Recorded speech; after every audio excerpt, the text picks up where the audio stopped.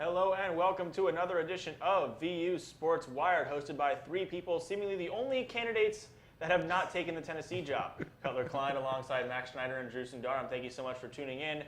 We may touch on the Tennessee coaching job at some point in this show because it's an absolute mess over there in Knoxville, but we're going to talk some Vandy football, wrapping up that season as we head into the off-season, unfortunately a little bit earlier than many expected for the Commodores. Then we'll touch on the early season Vanderbilt Commodores basketball team, what they need to do to right the ship after a little bit of a rough patch early on in the season. And we'll also talk about the future of the Vanderbilt Commodores because for the second time in a few weeks, Vanderbilt has landed their best recruit of all time in Simi Shittu. We'll get to that in just a minute. But first, Vanderbilt football ending their season on a high note despite a lot of bad stuff happening this season. Vanderbilt beating Tennessee on the road in Knoxville to get their fifth win of the season. It was a tough go of it for Vanderbilt throughout most of this year, especially since the 3-0 start, only getting a couple wins after that. Not the way that this season wanted to go, but a bit of a confidence builder after beating the rival Tennessee, who, as we just touched on before, is in all sorts of trouble in all different kinds of regards. But, you guys, Coach Mason at this point has earned the right to make changes this offseason. He's going to be the coach starting next season if he wants it. What are the changes you guys want to see out of this program going forward? Well, I mean, from the administrative standpoint, it's hard to make any changes because the problem this year was the defensive coordinator, and he is the defensive coordinator. Because when you look on the offensive side of the ball, they made great strides from last year to this year. Kyle Shermer was an excellent quarterback this year. He had a 137.6 efficiency rating, threw for 26 touchdowns. So when you look at the progression at quarterback, there was a lot of that. Ralph Webb had another great season. Andy Ludwig, we called for his head a lot earlier this season, but he really improved as the season went on, especially with that Tennessee game. Made some great play calls in that game, really went to what worked, something that he hadn't done often. But when you look at the defensive side of the ball, this is a team that routinely allowed 40 and 50-point games this season, almost 31 points a game to their opponents. And it's something that's kind of been the calling card for Vanderbilt over the past few seasons is, oh, we can always count on Vanderbilt to keep games close because they play good defense. And this year, they didn't play good defense, and games really got away from them. They weren't able to keep games close. So when you're looking towards next season, I mean, you have a ton of these guys that were really big players on this defense leaving, especially in the secondary. When you talk about guys like Ferguson, Herndon, Tarpley, Wiley, Torian Ferguson, I said Torian Ferguson, Ryan White, the team captain, he's been an excellent player for this defense. So when you look at some of these guys that are leaving, especially on the back end of this defense, they have a lot to make up for. And so the changes I'm looking for are, can Derek Mason's recruits from the past couple years step up and be the players that he recruited when he recruited them? And that's going to be a tough job for some of these guys to fill, especially with so many unfamiliar faces around them. But his recruits, guys like Joanne Williams, who played well this season, they need to play at an elite level to keep this defense at bay. Right. So when I'm looking at the big trouble spots for the Vanderbilt football team, I'm going to talk about the defense. And specifically, I'm going to talk about the run defense. Because when a football team can run the ball on another team, and they know they can run the ball on that team, they can do a lot of things throughout that football game. They can run play action, they can dictate the pace of the game, they can dictate time of possession. A lot of really good things stem from being able to run the ball. And Vanderbilt's main problem spot on defense this year was that run defense. And I think something that's really indicative of that problem is when you take a look at the Kentucky game. I mean, going into that game, I couldn't tell you the name of the Kentucky quarterback, but you knew that Snell and King were going to get the ball. And if I'm Vanderbilt in that game, I'm saying, okay, I'm going to make your quarterback beat me. You're going to have to beat me over the top. We're stacking the box. We know your running back's one of the best in the league. He's not going to beat us. That would have been my mentality going into it. And then Kentucky runs for 5 touchdowns on Vanderbilt's defense. And you know that going into that week, they knew that going in. So it just shows me that they had that lack of dedication to the run game, and it just shows me that no matter what they tried to do, that rush defense was something that they couldn't get control over. And for me, that impacted how well the offense performed too. Because you look at our team and you look at Kyle Shermer this year, and at the beginning of the year we talked about how he had made amazing improvement. Compared to last year and compared to last year's offense, he was making really smart decisions when we gave him time. But we talked about this. The Vanderbilt offense is not an offense that is going to win a horse race. And when you're making our offense have to catch up to 40, 45 points, that's just not going to happen. That's not feasible for us. And when you look at the numbers, we have not won a game this year in which our opponents have scored at least 25 points. We lose every single time. And that's tough because that's on the defense at a certain point. I think most teams would lose every single time they gave up 25 plus. I mean, you can't expect to do that and continue to win ball games. I agree with you. Definitely the defense is the area where they regressed the most, especially in the run game, because you saw running backs. You had really good running backs like Scarborough with Alabama, Chubb and Michelle in Georgia, and Benny Snell with Kentucky. You saw them light up Vanderbilt's defense, but they were going to do that anyways. You have running backs from Ole Miss, from South Carolina. They're not that good. They are really not that good. And they dashed them like they're Eddie George. It was crazy to watch this defense just fall apart like that, and I think the biggest problem, it comes back to tackling. The fundamental skill of football, tackling, did not happen. After from the Alabama game on, this team couldn't make tackles. They were trying to arm tackle guys that you can't arm tackle. If you're trying to arm tackle Nick Chubb, you're going to have a bad time. So what can they do to try and fix this kind of tackling issue? Because there's certain aspects of it that you might not be able to really drill out. I mean, there's a certain mental aspect of it that you really need to fix as well. Yeah, I mean, a lot of it is just confidence and reps, more and more reps, especially for these younger guys who are going to be playing next season. And I mean, you talked about it. No disrespect to guys like Justin Wilkins of Ole Miss, but he's really not an elite running back who should be breaking 6 tackles and getting into the end zone. And that's what happened against Vanderbilt. So that's why you can't worry too much about this defense going into next year, because even though you're losing a lot of playmakers, you're losing guys that for a lot of this season didn't make form tackles and didn't make the basic plays. And if you can get these guys into the lineup, they don't have to be the biggest playmakers on defense. But if they can do the basics, if they can wrap up and make form tackles, then this defense can continue to be the way it was 2 years ago. And something Bill Belichick says to his team over and over again is, if you don't tackle, you don't play for me. And it doesn't matter. The Patriots will never have the flashiest defense. They won't even have a great defense, but they keep their team in games because they can tackle. And so, obviously, this team isn't the New England Patriots, but if you can tackle, you can keep this offense in games. And Kyle Shermer next year looks like he might be one of the best quarterbacks in the SEC, and he can win them games if the defense gives them a chance to do so. Max Schneider complimenting the Patriots. You're going to want to bookmark this episode. It's the one time. I'll always compliment them. I'll just hate them, too. Right, but when you're talking about defense, everyone talks about this one saying, you want to be the hammer, not the nail.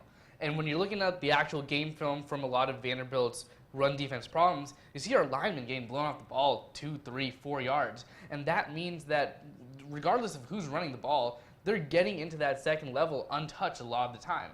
And when they're running with a full head of steam, all of a sudden you have linemen and linebackers trying to play catch-up, trying to wrap them up with their arms, and all of a sudden you have those broken tackles. So again, we've said this a lot, that physicality at the point of attack. And I don't know if that's going to be something with the scheme. Maybe they need to know their linemen aren't going to get that penetration and stack the box. Maybe they need to add another linebacker and take away from the coverage in the backfield. But something has to be done to fix that lack of physicality.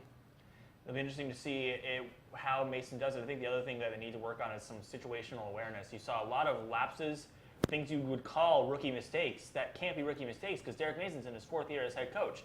You had offsides plays in which the offense didn't launch the ball downfield, didn't take the free play, didn't take full advantage of the free play. You had ill-advised challenges. You had mistimed timeouts. You had a lot of different issues that really should be solved. They should have been solved on the coaching end by now, but I think the win against Tennessee, what it does for this program is give them a little bit of confidence going forward. It gives them at least a little bit of hope. It's not all doom and gloom, and I think the biggest issue this year was confidence because when Bama came in here and steamrolled this team, that team was riding so high. Once that ball hit off of Jared Pinkney's hands and going downfield for that interception on the first drive, the season was already going downhill. Yeah, absolutely, and confidence was a huge factor late in the season. When you talk about this season, it's only 1 win away from last season. But when you look at the way these 2 seasons played out, last season, going into the last 2 weeks, you needed 2 wins to get into a bowl game against 2 tough teams, and Vanderbilt beat those teams. Tennessee was an extremely tough team to beat last year, nothing like they are this year, led by Dobbs and Kamara, who's tearing up the NFL right now. So when you look at the Tennessee teams and the Ole Miss teams of years past, those were 2 big wins for Vanderbilt at the end of the year. This year, it's almost like they were crawling into that game against Missouri. They were lifeless. Nobody expected them to win that game. They got blown out. And when you go into that last week against Tennessee, you're playing to beat Tennessee, but you know you're not going into a bowl game. And so it's that whole mentality of you couldn't get to 6 wins, you couldn't get to a bowl game. And while that Tennessee game can kind of save you a little bit and give you a little momentum going into next season, it's not what the Tennessee game was last year. And you have to look at the difference between those two seasons. Right, you said that keyword, and Derek Mason said that himself, momentum. And compared to last year, similar records, but they had zero momentum at the end of this year. And for that reason, it actually makes me really happy that they didn't make it to a bowl game. Because you can imagine these players barely crawling into a bowl game. You would see the title, Vanderbilt's going bowling, you'd try to hang your hat on that, but it's just a completely different season than last. And if they'd made that bowl game, they might not have had the wake-up call that I'm hoping this season will give them. Absolutely, for sure. Moving from the gridiron to the hardwood, Vanderbilt basketball off to a bit of a rocky start to this season. They beat Radford last night to get back into the win column, but that was after a 3-game losing streak, including 2 bad losses in Brooklyn at the NIT tip-off. But guys, a lot has gone wrong for Vanderbilt so far this season in a lot of different regards. What do you think is the biggest thing that Vanderbilt needs to right now? Right, so when I'm thinking about what Vanderbilt needs to fix, I'm thinking about that USC game. Because I think that USC game had a lot of pros and a lot of cons from what this basketball team has been this far.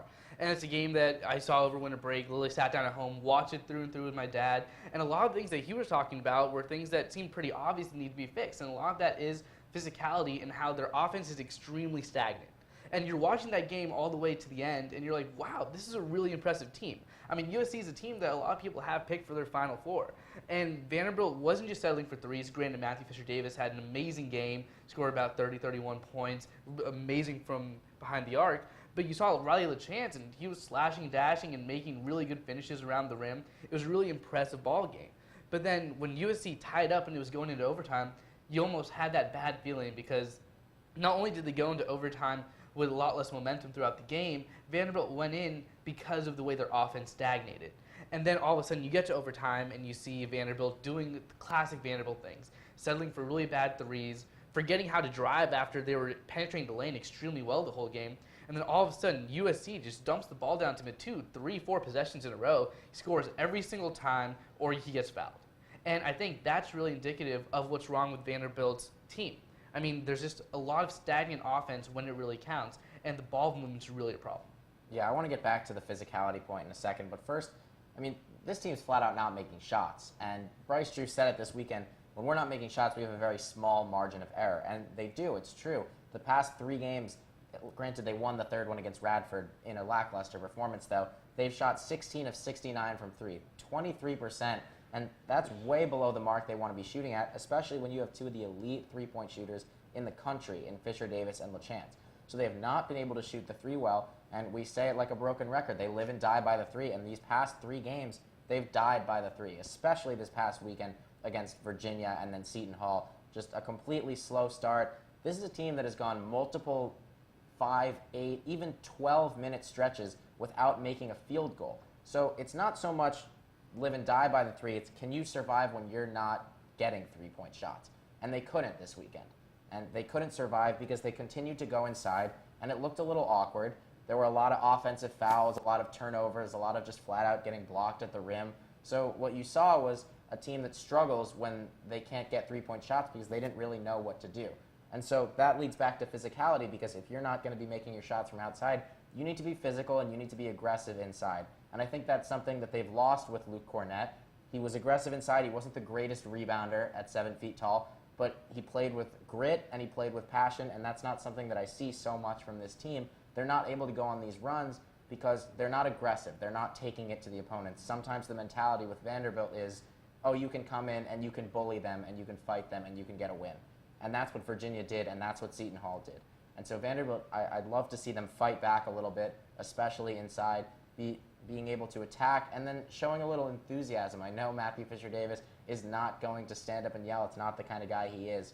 But when this team shows a little more passion and aggression, showing they're not going to get bullied out of these games, then I think that'll take them a long way. I mean, does Vanderbilt just not have the physicality and the refined skill to be able to make those post plays? Because last year, Cornett, one of the most athletic guys at 7 feet tall, to be able to make plays down on the blocks. Jerry Baptiste, we'll talk about how good he's been on the other side of the ball in a second, but on offense, he's just not that, he's a little clunkier. He's not that kind of athletic guy. Right. I think that Vanderbilt's cardinal sin and what they always fall into the trap of is playing this type of hero ball. And it's when things aren't going well in the game and their shot's not falling, they tend to run a lot of isolation plays. They run the weave at the top of the key for at least half the possession, and they settle for a bad three. I mean, like, take a look at the UVA game. Their shot's not falling, and then there's just no other offense. I mean, Vanderbilt had 7 assists. UVA had 21 assists in that game. Then you take a look at the game like Seton Hall. Again, shots not falling, 7 assists, 16 turnovers, 24 personal fouls. So I don't know if it's the actual lack of physicality that's definitely a part, but it's just like this offensive scheme is just not working for the Commodores. And when you look at the defensive end too, a lot of times they're getting out-rebounded, and that means that they're not getting these really easy buckets in the lane, a lot of fast breaks and help spur the movement of the team, and a lot of ball facilitation. You're not getting that either. So it's just a really stagnant half-court team. Yeah, let's be clear. They have the ability to do it. They've shown the ability to do it. Against Radford last night, it was something they were doing extraordinarily well. They weren't shooting the 3-ball well, and Riley LaChance took it into his own hands, took the ball inside, and converted. He had 27 points. Only 9 of those were off 3-point shots. So they were excellent at getting the ball inside yesterday. They shot 31 free throws to Radford's 11. And this is a good shooting team. So when you're going to get to the line, you're going to convert, and you're going to make those free throws, especially with guys like Fisher Davis and LaChance. And when those guys aren't hitting their shots, it's so important for those guys to get to the free throw line, watch the ball go in the basket a couple of times, and hopefully get that shot. So they have the ability to get inside and make some of these plays. And the other guy who's done that extremely well for them is Jeff Roberson. And he has been the best player for this team through the first 7 games of this season. He's done an extraordinary job of rebounding. He's averaging more than 9 rebounds a game at only 6'6". He's really getting up there with the bigs. So when you talk about losing a guy like Cornette, Roberson's done an excellent job filling that rebounding void, but he just doesn't have the size and the height in the post to be able to make some of those post plays and to score as much inside, just by virtue of being 6 inches shorter than Cornette. And Roberson can give you a spark for sure. I mean, whenever you see him out there, he's always going 100%. You never see any sort of lackluster effort from him. Looking at the other side of the ball, though, Jerry Baptiste, we talked about him being kind of an offensive, not the best offensive player, but on defense, he's looked much better than he did last season. He's showing a little more prowess on the defensive end. He played a good chunk of the game against Radford and didn't even have a foul, which by today's standards is pretty shocking. Right. I mean, his stats aren't going to blow anybody's mind. I mean, I'm looking at his numbers right now. I think he has more personal fouls than blocks. But when you're talking about his actual impact on defense, a lot of it is being in the lane, altering shots, and things like that. So I think that we've seen a good amount of improvement. I would just like to see a little bit more ball feel, being able to actually figure out how to get that ball in space. We see a lot of smaller guards in the NBA, and even Matthew Fisher-Davis this year has had a pretty good ball feel, just anticipating where it's going to go. So I think that could be a part of his game that could improve a lot, but we have seen his impact.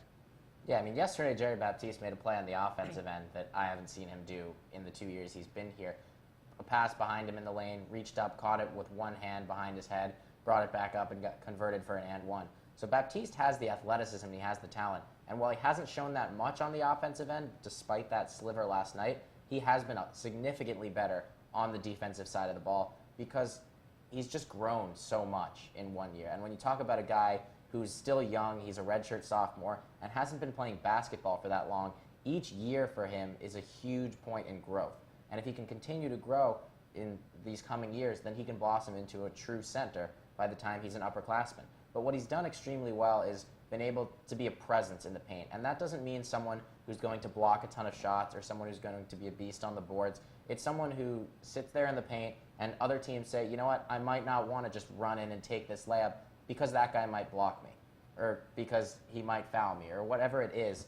He's become a presence in the paint, and he's become a guy who can rebound and who can block shots. And that's what you need when you don't have any other big men, because Ejike Obina is 17 years old. He's young. You can't count on him for all those minutes. So when Baptiste is able to do that and not foul like he did last night, it takes so much of the pressure off the rest of his team.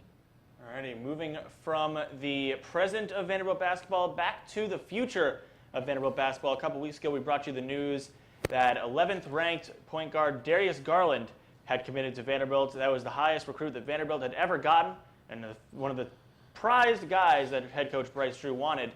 Now, Vanderbilt now has their next biggest ESPN 100 recruit, number 6th ranked Simi Shittu out of the Vermont Academy from Burlington, Ontario, Canada. A monstrous power forward. He's going to bring some incredible intangibles to this team, and he's the kind of guy that Vanderbilt doesn't usually get a lot of one-and-dones, but this is a guy that could be a one-and-done. Not guaranteed he's going to be, but he has the skill set to do it. I mean, what kind of impact is Simi Shittu going to have on this program here? I mean, Garland's going to have an impact, but Shittu is going to have so much bigger of an impact just because of the athletic freak that he is. I mean, when you look at Shittu, he's 6'9", 220, and he can play all 5 positions and guard all 5 positions. He's just that athletic. So he probably will actually be a lottery pick out of Vanderbilt, and very well could be a one-and-done because he's so unbelievably athletic. And he's a guy that can really fill that void that Vanderbilt has. Jeff Roberson's leaving next year, and you're going to have a huge void at that power forward position. No one really knew who was going to fill that void. Now Shittu can step in there. He can bring things that even Roberson couldn't bring with that elite combination of size and speed. And so Shittu's a guy who can revitalize this front court, a guy who can sit there along Jerry Baptiste and be another presence down low and in the paint, but can also step outside, make shots, make plays. He's kind of that prototypical Ben Simmons kind of guy who he's not as talented as Simmons, but he's the kind of guy who can handle the ball at 6'9", 6'10", and be competent doing so. And so it's great for Vanderbilt to have another one of those players who can really make plays, especially when we're talking about an offense that's kind of stagnant. Now you have 2 guys in Garland and Shittu next year who can create their own shots, who can create shots for the rest of the team. You might not have to worry about so many scoring droughts in these games. Right. So I agree. He's going to be an amazing, phenomenal player on the court. And I think, like with your point earlier when you're talking about physicality, he's just a guy that you don't want to see opposing you. But I want to talk about his impact on the team from a recruiting standpoint. Because, again, this is the second time in as many weeks that we've said Vanderbilt has signed their best player ever. And he's really excited about being here and being at Vanderbilt. And he and Darius Garland are going to be really good together. And they both chose us over teams like Kentucky and Duke and these traditional powerhouses. And I think that when you're associating us with names like that, and all of a sudden you're associating Vanderbilt with a potential one-and-done, that's what a lot of these top prospects want to hear. They want to hear about the potential of going on to play in the NBA. And that's the type of talent that we would need to take our team and program to the next level. It's just that association in and of itself is going to be so huge for recruiting.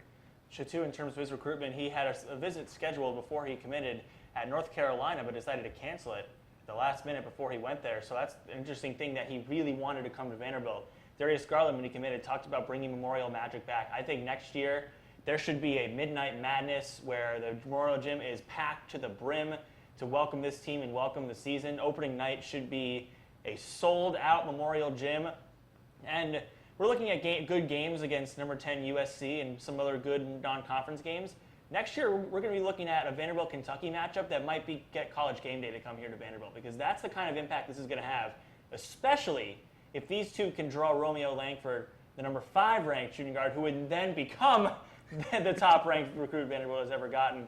I mean, not just for this year, but down the line, this is a recruit that could have a major impact on the way Commodore basketball is perceived around the country.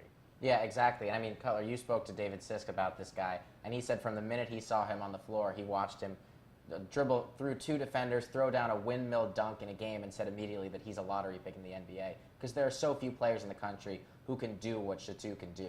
And so Garland's a guy who might not be a lottery pick, and he might be here for a few years, but Shittu's the kind of guy who, when you look at him and say, you know what, a one and done is possible at Vanderbilt, these elite NBA players can come through Vanderbilt and still be drafted highly and be effective in the NBA. He's the kind of guy who can pave the way for these guys in the future. And how about Bryce Drew, the ability to come into this program and recruit 2 and possibly a 3rd top 10 players in the country?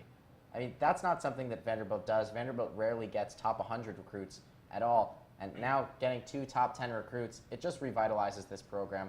He's an extremely well-spoken, nice guy that people love to play for. His assistant coaches are the same. And even these high school coaches have really lauded the job that he's done in being able to get these high school kids to want to play for him. And you have to commend him for that.